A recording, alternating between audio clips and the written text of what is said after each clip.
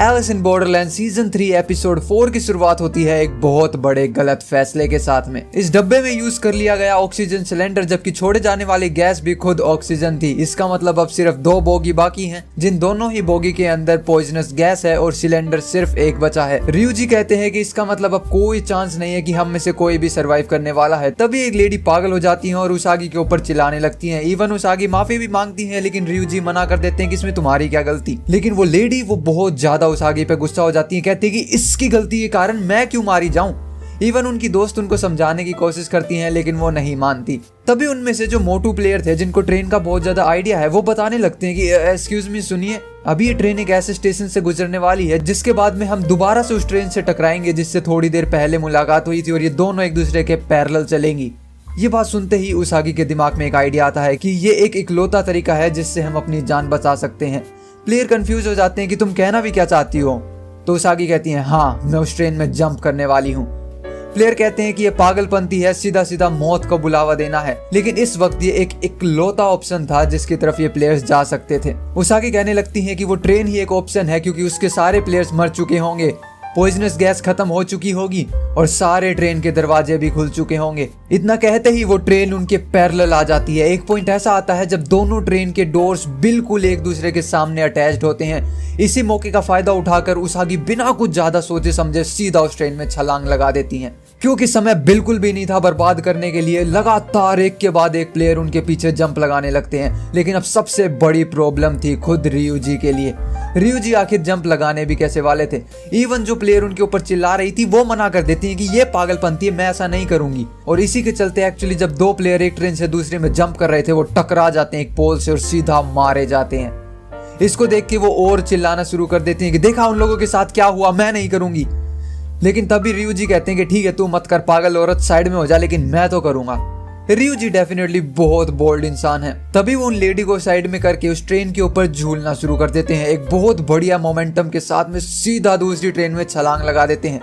लेकिन बहुत ज्यादा प्रीसियस जंप, और एकदम से वो ट्रेन के किनारे पर आके गिरते हैं। तभी दूसरे प्लेयर उनको खींच लेते हैं और वो फाइनली उस ट्रेन में आ जाते हैं। देखते देखते वो दोनों ट्रेन सेपरेट हो जाती हैं और उस ट्रेन के अंदर जो प्लेयर थे वो हमेशा के लिए वहीं फंसे रह जाते हैं। वेल, डेफिनेटली उस लेडी के साथ अच्छा हुआ और वो यही डिजर्व करती थी। वो ट्रेन तो वहां से अलग हो गई, मगर तभी उसागी की नजर पड़ती है एक तीसरी ट्रेन जो उनके बिल्कुल ही पैरेलल चल रही है। लेकिन वो ट्रेन खाली नहीं थी। उस ट्रेन के अंदर बकायदा प्लेयर थे जो कि सेम उस गेम को खेल रहे थे जो ये प्लेयर्स खेल रहे थे। लेकिन उस ट्रेन के अंदर एक ऐसी शख्सियत थी जिसको देख के उसागी के होश उड़ गए। जी हाँ, वो और कोई नहीं, वो थे आरिसू। आरिसू की भी उसागी पर नजर जाती है और हमें वही सीन देखने को मिलता है जो हमने ट्रेलर में देखा था। दोनों एक दूसरे को पकड़ने की कोशिश करते हैं, टच करने की कोशिश करते हैं। लेकिन तभी उन दोनों ट्रेन्स के बीच में एक बहुत बड़ा पिलर आ जाता है, जिसको आता हुआ रियूजी देख लेते हैं तो वो एकदम से उसागी को पीछे खींच लेते हैं, जिस कारण से आरिसू और उसागी नहीं मिल पाते। लेकिन तभी आरिसू को पीछे से तेत्सु कहते हैं कि वो तो किसी और मर्द के साथ में थी। अब आरिसू के मन में डाउट होने लगा था। वहीं उसागी की पूरी टीम तो सेफ हो जाती है, लेकिन अब आरिसू की ट्रेन बहुत तेजी से डेड एंड की तरफ बढ़ने लग रही है। सभी प्लेयर्स कंफ्यूज हैं कि क्या करें, इसको रोके कैसे। तभी वो सीधा चेंबर में घुस जाते हैं और आरिसू जाके एक लीवर को खींच देते हैं, लेकिन उससे ट्रेन रुकती नहीं बल्कि और तेज हो जाती है। तभी कंफ्यूजन में वो दूसरे लीवर को दबा देते हैं, जिससे एक्चुअली ट्रेन के ब्रेक लग जाते हैं। मगर इस वक्त तक बहुत देर हो चुकी थी। वो ट्रेन सीधा डेड एंड से जा टकराती है, पूरी ट्रेन पलट जाती है, प्लेयर इधर से उधर गिरने लगते हैं। वहीं दूसरी तरफ उसागी की टीम बच जाती है और वो किसी तो एक बिल्डिंग के अंदर बैठे हुए हैं। क्योंकि रियूजी ने अपनी व्हील चेयर खो दी थी तो प्लेयर उनके लिए कुछ ना कुछ ऐसा ढूंढते हैं जिनसे उनको चलने में मदद हो। एक प्लेयर इवन उनके लिए कुछ ऐसे पाँव लाइक स्ट्रक्चर लेके आते हैं जो उनको चलने में काफी मदद करेंगे। वहीं दूसरे प्लेयर उनके लिए एक्चुअली व्हील चेयर को भी ढूंढ लेते हैं। लेकिन वहीं जो आरिसू की टीम थी, उनकी ट्रेन पूरी तरीके से पलट चुकी थी। वो सभी बुरी जख्मी हालत में थे और उस सबवे में ही पैदल आगे चल के आने लग रहे हैं। लेकिन आरिसू, उनकी हालत बुरी तरीके से खराब है। उनके पूरे शरीर पे बहुत चोटें लगी हैं, कट्स लगे हैं और उनका खून बहने लग रहा है। तभी सभी प्लेयर तेत्सु की तरफ देखते हैं, क्योंकि तेत्सु इकलौते ऐसे इंसान थे जो यहाँ पे आरिसू की मदद कर सकते हैं। वो लड़की कहने लगती है कि तुमने मेरे पाँव का जख्म भी भरा था, लेकिन तेत्सु कहते हैं कि मैंने तुम्हारा जख्म शर्ट की मदद से सिला था। और यहाँ इंसानी जिस्म को सीलना टोटली अलग चीज है। इवन वो उनके लिए एक छोटी सी कैंची, सुई, धागा और अल्कोहल भी ले आते हैं। वो कहती है मेरे को बस यही मिला, इसी से करो तेत्सु तुम ही अब बचा सकते हो आरिसु को। वहीं तेत्सु उस अल्कोहल को पी लेते हैं, लेकिन वो कहने लगते हैं कि अरे ये जख्म साफ करने के लिए थी। तो वो कहते हैं अरे हिम्मत भी तो देती है। वो आरिसु के जख्म को सीलना शुरू कर देते हैं। वहीं उसागी की पूरी टीम सोने लग रही है, लेकिन उनके सामने ryuji बैठे हैं और तभी उसागी की आंख खुल जाती है। उसागी कहने लगती है तुम अभी तक सोए नहीं। तो ryuji कहते हैं कि तुम भी तो नहीं सोई, सच बताना तुम रो रही थी ना। और वो कहने लगते हैं कि पता है मैं भी एक सपना बार बार देखता हूँ। उसागी कहती है शायद तुम भी उसे भुला नहीं पा रहे हो। तो वो कहने लगते हैं कि मुझे मौत बहुत दिलचस्प लगती है और इसी चक्कर में मैंने उस हद को पार कर दिया जो मुझे नहीं करना चाहिए था। तभी हमें ryuji का फ्लैशबैक दिखाया जाता है। वो एक्चुअली कॉलेज प्रोफेसर हैं और अपने स्टूडेंट्स को पढ़ा रहे थे। तभी एक स्टूडेंट उनके पास आती है और कहती है कि मैंने आपका आफ्टर लाइफ वाला पूरा आर्टिकल पढ़ा और मेरे को बहुत पसंद आया। अब ryuji ये जानकर खुश थे, लेकिन साथ में क्यूरियस भी थे, क्योंकि एक लौती ऐसी लड़की थी जिनको पूरे कैंपस में इनका ये आर्टिकल पसंद आया।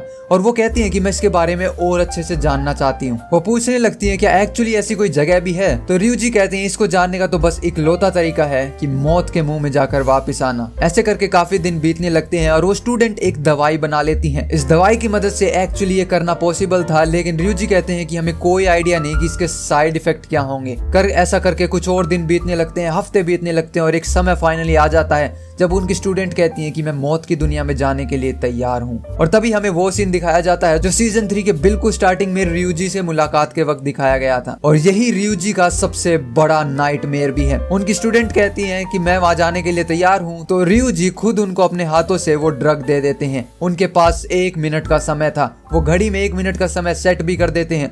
उनकी तरफ देखते रहते हैं, वो बेड पे लेटी हुई हैं। 1 मिनट के बाद वो घड़ी बीप करती है और समय खत्म हो जाता है। अब पल भर पल, सेकंड भर सेकंड सिर्फ ryuji की धड़कनें बढ़ रही हैं, लेकिन उस स्टूडेंट की धड़कनें नहीं चल रही। ryuji काफी चिंतित हैं, बार बार उनका नाम लेने लगते हैं, येनो येनो येनो, आंख खोलो अपनी येनो। और इस पॉइंट पर ryuji को मालूम पड़ गया था कि ये अब जिंदगी में वापस नहीं आने वाली।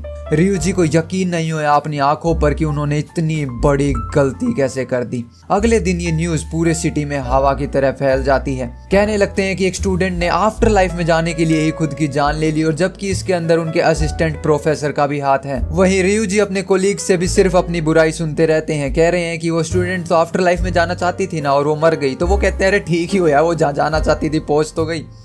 लेकिन अब ये सारी बातें ryuji के दिमाग में बैठने लगी थी, उनको अंदर से परेशान करने लगी थी।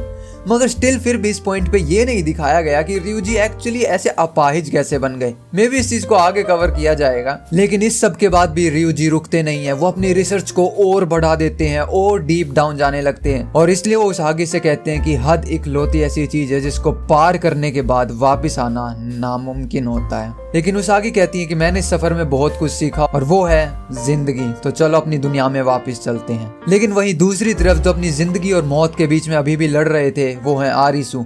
उनका इलाज तो कर दिया गया, लेकिन अभी तक उनको होश नहीं आया था। तभी कुछ पल के बाद उनकी आंख खुलने लगती है। सभी प्लेयर्स उनको देख के बहुत खुश हो जाते हैं, उनकी तरफ भागे जाते हैं। लेकिन उठते ही आरिसु ये पूछते हैं कि अगला गेम शुरू होने में कितना वक्त है। और गेम की शुरुआत होने वाली थी शाम के वक्त, यानी समय एक्चुअली बहुत कम बचा था, जिस कारण से आरिसु उठने लगते हैं। लेकिन उनके शरीर में इतना दर्द है कि वो उठ नहीं पाते। तो उनके दोस्त उन्हें कहने लगते हैं कि तुम यहीं आराम करो आरिसु। तो आरिसु कहते हैं कि तुम लोग मेरी फिक्र मत करो और मुझे छोड़कर यहाँ से चले जाओ। लेकिन तब एक शख्सियत कहने लगती है कि तुमने मेरी जान बचाई है, मेरी भी बचाई, मेरी भी बचाई है। इवन आगुनी भी कहने लगते हैं कि हाँ आरिसु, तुमने मेरी भी जान बचाई है, तो हम तुम्हें यहाँ छोड़कर नहीं जाने वाले। यही सुनकर आरिसु को रोना आ जाता है। वहीं पर 5th गेम इंट्रोड्यूस कराया जाता है। उसागी की टीम पहुंच जाती है टोक्यो टावर के पास में, और इस गेम का नाम है टोक्यो बिंगो टावर। इस टावर के ऊपर हर जगह कहीं ना कहीं एक बटन लगा हुआ है, जिस बटन को दबाकर आपको अपने बिंगो पूरा करना है। बिंगो को पूरा करने के लिए आप सीधी, टेढ़ी या तिरछी लाइन को खींच सकते हैं, लेकिन इस बिंगो के बिल्कुल बीच में है एक फ्री बटन, और इस बटन को एक्सेस करने के लिए एक्चुअली टोक्यो टावर के बिल्कुल टॉप पे जाना होगा, क्योंकि ये बटन वहीं लगा हुआ है। सभी प्लेयर टीम अप कर लेते हैं दूसरे प्लेयर के साथ में, और 2-2 के ग्रुप में उस टावर के ऊपर जाने लगते हैं। वहीं आरिसु की टीम पहुंच जाती है उनके सेमीफाइनल गेम के लिए। गेम का नाम है किक द कैन। इस कैन को लात मारो, और जो भी प्लेयर इस कैन को उठाकर लाएगा और वापस इसकी जगह पर रख देगा, वो सेफ हो जाएगा। कैन को बहुत तेजी से लात मारते हैं, जो कि नीचे आता है, लेकिन आने से पहले उसमें बूस्टर लगते हैं और वो बहुत तेजी से ऊपर चला जाता है और रैंडमली किसी भी फ्लोर के रूम में घुस जाता है। अब सभी प्लेयर एक दूसरे को धक्का मुक्का मारकर उस कैन को ढूंढना शुरू कर देते हैं। लेकिन प्रॉब्लम यह है कि उस फ्लोर तक जाने के लिए काफी रास्तों को बंद किया गया है, कहीं ऑब्स्टेकल अड़ाकर तो कहीं सीधा नॉट छोड़कर। वहीं आरिसू की हालत बहुत खराब है तो उनमें भागने की हिम्मत भी नहीं है, इसलिए वो नीचे ही वाले फ्लोर पर खड़े बस ऊपर वाले प्लेयर्स को चिल्लाता हुआ भागता हुआ देख रहे हैं। वहीं एक प्लेयर को फाइनली वो कैन मिल जाता है। जैसे वो उस कैन को उठाते हैं उसके अंदर एक टाइमर शुरू हो जाता है। वो टाइमर था महज 60 सेकंड का। अगर 60 सेकंड के अंदर उस डब्बे को नहीं रखा गया तो वो डब्बा ब्लास्ट हो जाएगा। इसी बात से चिंतित होकर वो एक्चुअली उन सीढ़ियों का इस्तेमाल करने लगते हैं जो कि प्रोहिबिटेड थी। कि उनको फर्क नहीं पड़ता क्योंकि वो महज एक साइन था और रास्ता उनके सामने था, इसलिए वो उन सीढ़ियों पे कदम रखते हैं। लेकिन जैसे ही रखते हैं ऊपर से बैंग लेजर गिरती है और वो वहीं मारे जाते हैं। वहीं वो कैन मिल जाता है, वो उसको उठा लेते हैं और हर प्लेयर के कैन को टच करने पर टाइमर रीसेट हो जाएगा, लेकिन हर रीसेट के साथ में 5 सेकंड कम होते जाएंगे। वहीं आगुनी वो कैन उनकी लेडी प्लेयर को दे देते हैं और वो भागते भागते नीचे आ जाती हैं। आरिसू सिर्फ लोगों को चिल्लाता भागता दौड़ता देख रहे हैं, एक दूसरे की जान के पीछे पड़े हुए हैं सिर्फ उस कैन को पाने के लिए। उन लेडी को धक्का देकर एक प्लेयर उस कैन को पकड़ लेते हैं और सीधा जाकर उस प्लेटफॉर्म पे रख देते हैं, मगर उस कैन को रख कर अंदर दबाना होगा ताकि उसका टाइमर रुक जाए। लेकिन वो टाइमर वहीं 0 हो जाता है और वो कैन वहीं ब्लास्ट हो जाता है। कैन ब्लास्ट होने के कारण दूसरा कैन लाया जाता है। चाहे कैन ब्लास्ट हो चाहे उसको रखा जाए, प्लेयर्स को सिर्फ टोटली 10 कैन ही मिलेंगे, यानी कि हद मार के 10 प्लेयर इस गेम को सरवाइव करने वाले थे। वहीं उसागी की टीम टोक्यो टावर के ऊपर चढ़ने लग रही है। वो एक एक करके बटन को दबा रहे हैं, उनके नंबर बिंगो में लिखे जाते हैं और वो कोशिश कर रहे हैं उन बिंगो को कंप्लीट करने की। लेकिन सबसे बड़ी प्रॉब्लम ये है, जैसे ही नया नंबर रिवील होता है ऊपर से बहुत बड़े बड़े गोले गिरने लगते हैं। अब प्लेयर ऑलरेडी इतनी ऊंचाई पर है जहाँ बहुत तेजी से हवा चल रही है, वहाँ ऊपर से आते गोले उनके लिए बहुत बड़ी प्रॉब्लम बनने वाले हैं। वहीं रे कैन को लेकर भाग रही है और आरिसू के दिमाग में ये बात आती है कि इस गेम को किसी भी तरीके से अकेले नहीं जीता जा सकता, इस कैन को तरबदर पास करना ही होगा तो ही हम इस गेम को जीत सकते हैं। वहीं रे दूसरी टीम के प्लेयर्स के बीच में फंस जाती हैं तो वो कैन दे देती हैं दूसरी गर्ल को।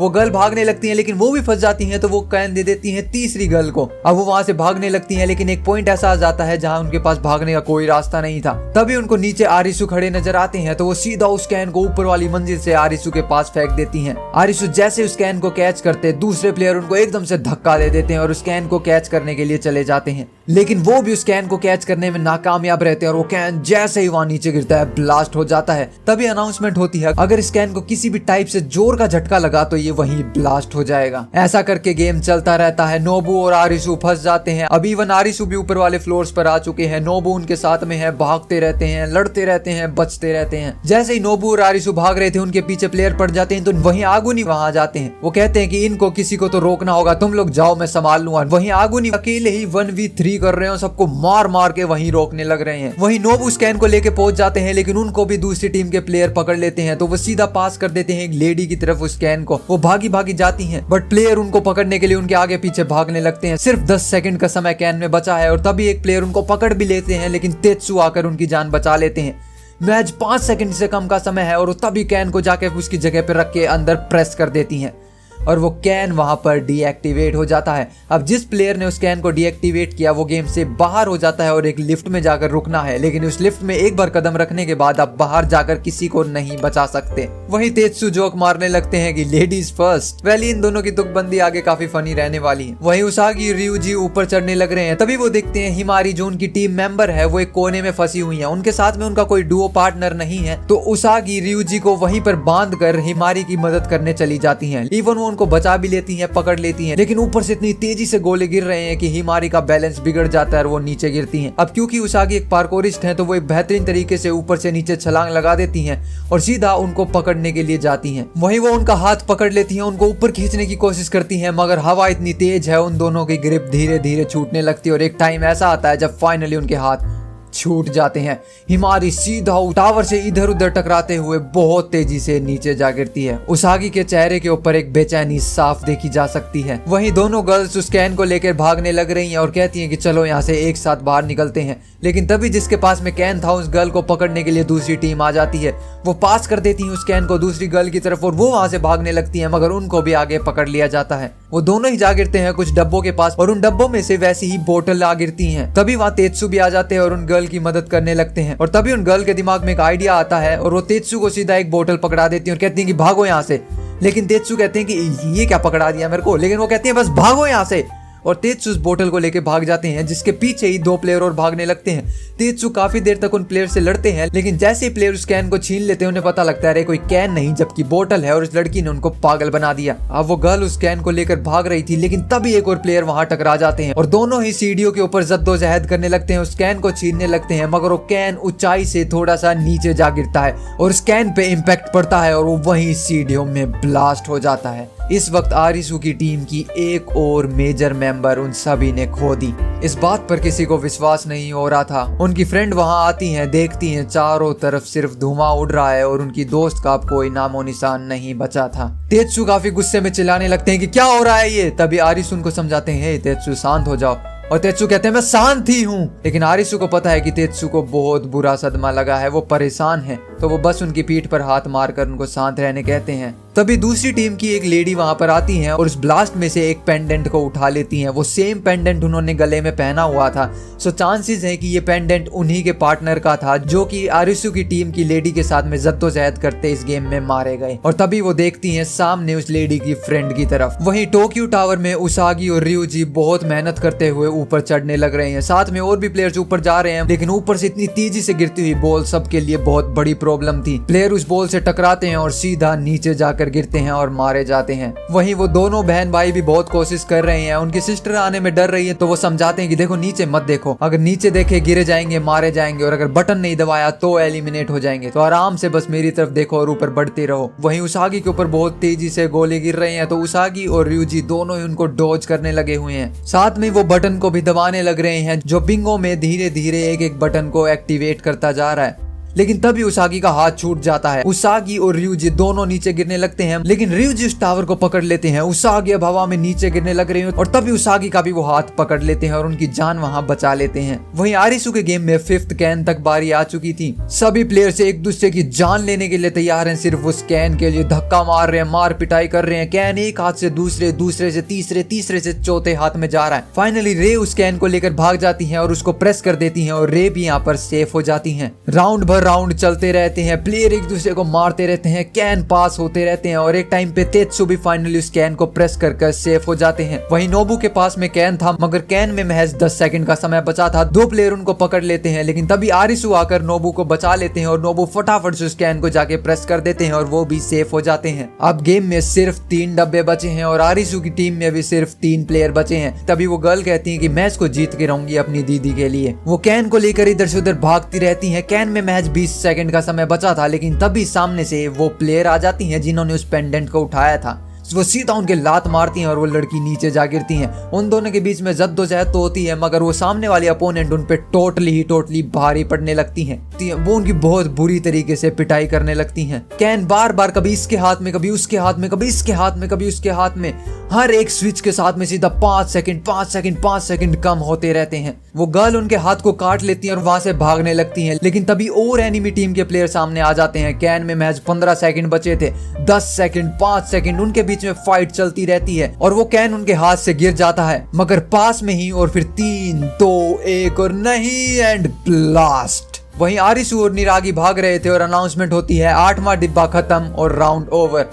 और तभी उनको पता लगता है कि डिब्बा तो एक्चुअली उन्हीं की टीम प्लेयर के पास में था, यानी वो भी अब मारी जा चुकी हैं। ये देख के टीम को यकीन नहीं होता। नोबू बहुत परेशान हो जाते हैं, तेत्सु चिल्लाने लगते हैं, दूसरी लेडी रोने लगती हैं कि कैसे दर बदर वो अपनी टीम मेंबर्स को खोने लग रहे हैं। वहीं उसागी और ryuji दोनों अलग हो जाते हैं और अलग अलग जाकर बटन्स को प्रेस करने लगते हैं। वहीं मोटू प्लेयर फाइनली एक लास्ट बटन को दबा देते हैं, जिससे एक पूरी लाइन कंप्लीट होने के लिए तैयार थी, बस बाकी था तो उस फ्री बटन को दबाना। लेकिन जैसे एक नंबर रिवील होता है, ऊपर से गोला गिरता है और वो गोला सीधा मोटू प्लेयर के ऊपर गिरता है। वो सीधा टावर में इधर उधर टकराने लगते हैं। उनकी बुरी हालत थी और वो एक टाइम पे उस टावर पे लटक जाते हैं। वो कहने लगते हैं प्लीज मुझे बचाओ, मैं मरना नहीं चाहता।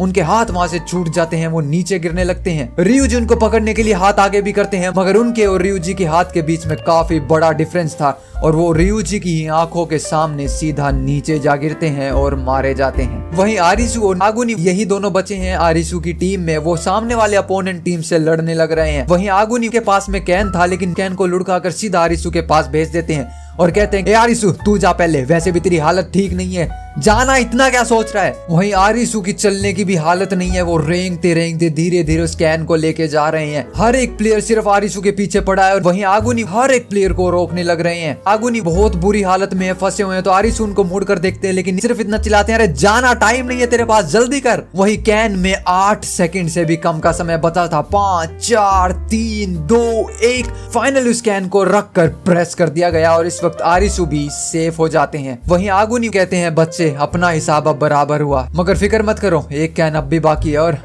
और मैं जरूर जीतूंगा। वहीं ryuji थक कर बैठ चुके हैं, अब उनमें इतनी हिम्मत नहीं और ऊपर चढ़ सके, कोई भी प्लेयर में इतनी हिम्मत नहीं है। बहुत कम प्लेयर एक्चुअली उसागी की टीम में बचे हुए हैं, मगर उसागी क्योंकि माउंट क्लाइंबर है तो उनमें ही इकलौती ऐसी हिम्मत है बिल्कुल टॉप ऑफ टोक्यो टावर चढ़कर उस फ्री बटन को दबा सके। उसागी धीरे धीरे उस टावर के ऊपर चढ़ने लग रही है। जब अलग एंगल से हमें दिखाया जाता है तो पता लगता है उसागी इस वक्त बहुत ही ऊंचाई के ऊपर है। और याद रखना, जितनी ऊंचाई बढ़ती रहती है हवा तेज और ऑक्सीजन कम होती रहती है। वहीं लास्ट राउंड की शुरुआत होती है। आरिसु के जितने भी बचे मेंबर्स थे सभी उस लिफ्ट के अंदर हैं। वहीं आगुनी दोबारा से उस कैन को लात मारते हैं, वो कैन दोबारा से फ्लाइट लेता है, ऊपर घूमता है, प्लेयर देख रहे हैं वो कहां जाएगा, लेकिन वो किसी रैंडम फ्लोर में जाने के बजाय सीधा नीचे आ गिरता है। आखिरी राउंड, कैन फ्लोर के ऊपर अकेले वर्सेस पूरी सामने वाली टीम, मगर मानो वो कोई मैन नहीं जबकि एक मॉन्स्टर है। अकेले सबसे भिड़ जाते हैं, मुक्के, लात, पंचेस, क्या कुछ नहीं मार के अकेले पूरी टीम के खिलाफ डोमिनेट कर रहे हैं। वो कैन को पकड़ लेते हैं और बहुत तेजी से सेंटर की तरफ भागने लगते हैं। पूरी टीम उनको चेयर कर रही है, उनकी आंखों के सामने टोटली खाली रास्ता है, लेकिन तभी उनको स्पीयर पड़ता है और वो नीचे गिरते हैं, मगर वो कैन को छोड़ने के लिए तैयार नहीं थे। 2 प्लेयर उनको उठाकर वापस सेंटर से दूर फेंक देते हैं। उनके मुंह पर पंचेस ही पंचेस मारते रहते हैं, मुक्के, लेकिन उस कैन को छोड़ने के लिए तैयार बिल्कुल नहीं थे। तभी उनमें से एक प्लेयर एक टूटे हुए कांच के टुकड़े को उठाकर सीधा पांव में घुसा देता है। एक बेइंतहा एंडलेस पेन। अब तेज कोशिश करते हैं उस लिफ्ट के दरवाजे को खोलने की, पूरी टीम चिल्लाने लग रही है, मगर प्रॉब्लम यह है कि कोई भी अपने टीम मेंबर की मदद करने नहीं जा सकता। दूसरी टीम के प्लेयर को फाइनली वो कैन मिल जाता है, लेकिन अब वो आपस में उस कैन के लिए लड़ाई करने लगते हैं। बहुत बुरी हालत है, उनके मुंह से खून निकलने लग रहा है, लेकिन वो तभी एक फाइनली अपनी पूरी जान झोंक देते हैं। उनकी टी शर्ट को निकाल फेंकते हैं और उनके पूरी बैक फ्रंट पे टैटूज बने हुए हैं, मानो किसी तो अंडरवर्ल्ड माफिया के बहुत बड़े गैंग लीडर हों। बिल्कुल एक खतरनाक नया डरावना रूप। वो सीधा उन एनिमी टीम के अंदर घुस जाते हैं, एक एक को मारकर उस कैन से दूर करने लगते हैं। फाइनली वो कैन उनके हाथ में लग जाता है। वो धीरे धीरे लंगड़ाते सेंटर की तरफ जाने लग रहे हैं, लेकिन तभी उन्हें प्लेयर्स पकड़ लेते हैं और वो कांच वाला प्लेयर सीधा उनकी गर्दन में कांच घुसा देता है। फिर भी हर एक प्लेयर को उठाकर जमीन पे पटक देते हैं, मगर अब कैन में महज 10 सेकंड से कम का समय बचा था। सभी प्लेयर्स उस कैन के लिए जद्दोजहद कर रहे हैं। वो कैन कहीं तो बीच में पड़ा है, सभी प्लेयर्स उसके ऊपर पड़े हैं। कैन की लाइट ब्लू से रेड होने लगती है, पूरी टीम देख रही है, चेहरा लाल है और वो एक आखिरी दफा आरिसु की तरफ देखते हैं और अपने चेहरे के ऊपर एक बहुत बेहतरीन स्माइल देते हैं और वो कैन तभी ब्लास्ट हो जाता है। ऑडियंस का दिल जीत के गए। वहीं आगुनी हमेशा से एक वो कैरेक्टर रहे हैं जो स्टार्टिंग में खिलाफ थे और एंड आते आते उन्होंने हमेशा टीम को असिस्ट किया है, मगर बहुत सैडली इस सीजन में भी उन्होंने वही असिस्ट किया बट जिंदा नहीं बच पाए। इस एपिसोड का मोस्ट हार्ट ब्रोकन सीन। लेकिन वहीं उसागी उस टावर के ऊपर चढ़ने में कामयाब होती हैं और जाके सीधा उस फ्री बटन को प्रेस कर देती हैं। वो पूरी उनकी टीम उस गेम को सरवाइव कर लेती है। वो टावर बहुत ही ऊंचाई पर था, इतनी ऊंचाई पर कि इवन उसागी रात को चढ़ने लगी थी, मगर ऊपर पहुंचते पहुंचते सूरज निकल चुका था। वहीं बांदा ryuji से कहते हैं तुम इस दुनिया में मजा तो आ रहा है ना। ryuji कहते हैं वादे के मुताबिक मैं उसागी को यहाँ ले आया, लेकिन बांदा कहते हैं कि देखो अगला गेम लास्ट होने वाला है और तुम्हें श्योर करना होगा कि आरिसु इस दुनिया का सिटीजन बन के रहे। लेकिन वो पूछने लगते हैं आखिर एक शख्सियत के लिए इतना कुछ क्यों। बांदा बताते हैं कि देखो इस प्लेयर ने हमें लास्ट गेम सर्वाइव करने में बहुत मदद करी थी और दैट्स व्हाई मैं यहाँ का सिटीजन बन पाया। लेकिन अब ryuji पूछने लगते हैं कि एक बात बताओ, तुम आखिर हो कौन, क्या तुम ही जोकर हो। लेकिन बांदा हंसने लगते हैं। अब ryuji परेशान हो जाते हैं कि देखो मैं इस जगह को देखा और मेरे को सब कुछ याद आ गया, अगर मौत की दुनिया को कोई चीज चला रही है तो मैं उसके बारे में सब कुछ जानना चाहता हूँ। लेकिन बांदा कहते हैं ज्यादा लालची मत हो, एक काम करना अभी भी बाकी है। वो अपनी जेब में से एक छोटी सी गन निकाल कर उनको दे देते हैं और वो कहते हैं कि अब तुम्हारा काम है उसागी को मार दो। अगर उसागी मारी गई तो आरिसू यहीं का मेंबर बन के रह जाएगा। तो वो कहने लगते हैं कि इस चीज के लिए मैं किसी की जान ले लूं। तो बांदा उन्हें कहते हैं कि इसके बदले तुम्हें सब कुछ जानने को मिलेगा और ये भी कि एक्चुअली मौत की दुनिया को कौन चला रहा है। और इतना ही नहीं, इवन तुम मौत की दुनिया को भी जान पाओगे जिसके बारे में अब तक तुम कुछ नहीं जान पाए हो। वेल इस पॉइंट पे पता लगता है कि एक्चुअली अभी तो बहुत बड़ा सस्पेंस कोई बाकी है। तो रियूजी भी उस गन को ले लेते हैं और बिना कुछ बोले वहां से चले जाते हैं। तभी याबा वहां आ जाते हैं और कहते हैं कि तुम यहाँ के नागरिक सिर्फ इसलिए बने ताकि तुम इनके जज्बात के साथ खेल सको। लेकिन तभी बांदा कहते हैं मैं यहाँ का नागरिक तो बन गया लेकिन यहाँ कोई एक्चुअली अच्छा प्लेयर है ही नहीं। तो याबा भी कहने लगते हैं हाँ, गेम के जिस पॉइंट पे मैं भी हूँ वहाँ भी कोई अच्छा प्लेयर नहीं है। वहीं आरिसू की टीम फाइनल गेम की तरफ पहुंच जाती है और वहीं रे कहती है कि देखो अगर इस गेम में एक दूसरे को मारना पड़े तो प्लीज कोई बुरा मत मानना। वहीं नोबू कहते हैं कि अगर इस गेम में मैं मारा गया तो मुझे याद तो रखोगे ना। वहीं पीछे से तेत्सु कहते हैं नहीं, बिल्कुल भी नहीं। तो वो कहते हैं अच्छा क्यों? तेत्सु कहने लगते हैं कि अगर मैं मारा गया तो मुझे याद रखोगे क्या? तो वो मजाक में कहने लगते हैं अंकल आपकी शक्ल वैसे भी भुलाने लायक नहीं है। अब सभी प्लेयर गेम की तरफ बढ़ने लगते हैं और उनको एक सीढ़ियां दिखती हैं जो ऊपर की तरफ लीड कर रही थी। अब उन्हें लगता है कि ये कुछ तो अजीब सी बड़ी प्रॉब्लम है, तो पहले कौन जाने वाला है? आरिसू सबसे पहले जाने का फैसला करते हैं, लेकिन अब सेकंड कौन जाएगा? तो तेत्सु दोबारा से कहने लगते हैं लेडीज फर्स्ट, लेकिन वो लेडी कहने लगती है अरे बकवास बंद कर। और फिर तेत्सु ही आगे चलने लगते हैं। एक एक करके सभी प्लेयर आगे बढ़ने लगते हैं और जैसे ही आरिसू उन सीढ़ियों से ऊपर हाथ उठा के देखते हैं उसके बाद जो सिनेरियो दिखाया जाता है सबके होश उड़ जाते हैं। वो आ पहुंचे थे टोटली एक नई दुनिया में जिनके चारों तरफ बहुत से इंसान चलने लग रहे हैं। और यहीं पर एपिसोड एंड होता है। आखिर ये कौन सी जगह है? क्या ये कोई मल्टीपल डायमेंशन है या फिर सब कुछ बियॉन्ड एक्सपेक्टेशन ही जाने वाला है? जैसा ट्रेलर में दिखाया वैसा कुछ है भी, या जो हमने आइडिया लगाए वो टोटली सारे गलत थे? वो तो आप जानेंगे नेक्स्ट वीडियो में जो आएगी कल इस चैनल के ऊपर। तो मेक श्योर अभी सब्सक्राइब कर दें। हाँ, लाइक और सब्सक्राइब और हाइप ये बहुत इंपॉर्टेंट है, बिल्कुल 10 सेकंड लगती हैं, कर दीजिए। मिलते हैं नेक्स्ट वीडियो में क्योंकि आप देख रहे थे टर्मिनेटर को। Peace out.